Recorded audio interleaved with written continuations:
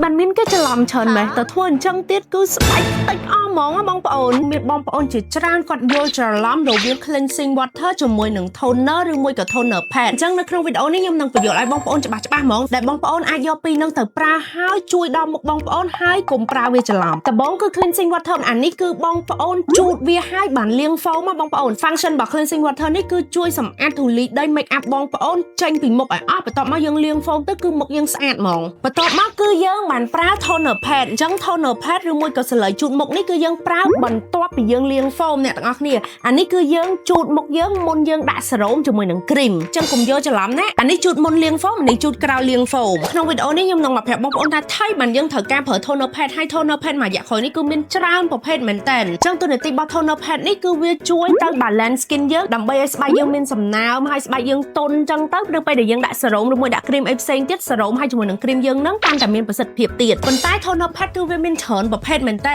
មានទាំងជួយជំរុញការសេកាចាស់ចាស់អាខ្លះគឺវាជួយឲ្យមុខយើងមានសំណើមអាខ្លះជួយបង្ក្រាបរោខ្លះទៀតទៅគឺជួយឲ្យមុខភ្លឺអញ្ចឹងទៅអញ្ចឹងថ្ងៃហ្នឹងខ្ញុំនឹងណែនាំបងប្អូនពី toner pad ដែលជា my favorite ហើយខ្ញុំប្រើជាប្រចាំហ្មងនោះគឺ Davida toner pad គឺមានពីរប្រភេទគឺ vitamin C និង vitamin E អញ្ចឹង vitamin C នេះបងប្អូនអាសាឃើញខ្ញុំនិយាយហើយអញ្ចឹងថ្ងៃនេះខ្ញុំចង់មកនិយាយអំពី vitamin E នេះវិញបងប្អូនអញ្ចឹង vitamin E នេះគឺសំខាន់មែនតើសម្រាប់បងប្អូនដែលគាត់មានស្បែកមុខខ្សោយហើយក៏ដូចជាបងប្អូនដែលអាសារោគឺគាត់អាចប្រើជាមួយនឹងសម្លៃជូតមុខ vitamin E របស់ Davida បានហើយដែលខ្ញុំចូលចិត្តពីសម្លៃជូតមុខ vitamin E នេះគឺនៅពេលដែលមុខខ្ញុំខ្សោយអញ្ចឹងខ្ញុំចូលចិត្តជូតវាអញ្ចឹងវាកាត់បន្ថយការលាកហើយមួយទៀតហ្នឹងគឺវាជួយទប់ស្កាត់ការឡើងអាចរុយនៅលើមុខយើងអញ្ចឹងនៅពេលដែលបងប្អូនមុន make up ឬមុនលាបសេរ៉ូមអីផ្សេងៗអាចយកមកស្លឹកមកយើងជូតពេញមុខទៅទីមួយគឺវាអាចឲ្យមុខយើង smooth ឬមួយក៏កតិចអីដែលនៅលើមុខយើងហ្នឹងវាចេញពីមុខយើងអស់ហើយមួយទៀតហ្នឹងគឺវាអាចឲ្យមុខយើងមានសំណើមទៅប្រក្រាបរោតិចទៅនៅពេលដែលយើងដាក់ make up ឬមួយក៏សេរ៉ូមអីទៅគឺវាចូលមុខយើងបានល្អជាងមុនសំខាន់ឥឡូវបងប្អូន Davida គឺគាត់បានចេញជាមួយនឹង packaging ថ្មីកាលមុនគឺយើងមានអាធំចិត្តដែលមាន refill